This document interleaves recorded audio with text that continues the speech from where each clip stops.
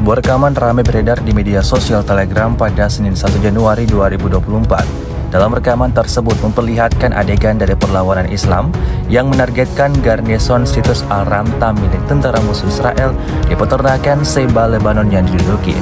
Kelompok Hizbullah secara brutal menyapu bersih posisi Israel dengan drone, seperti yang terlihat dalam rekaman.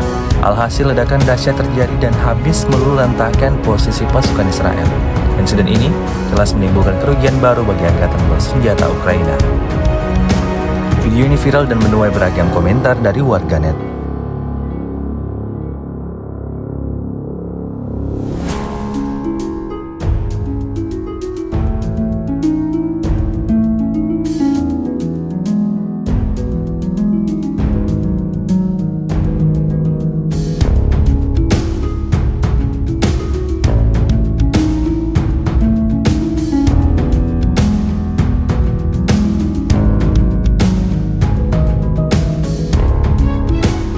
Download Tribun X sekarang, menghadirkan lokal menjadi Indonesia.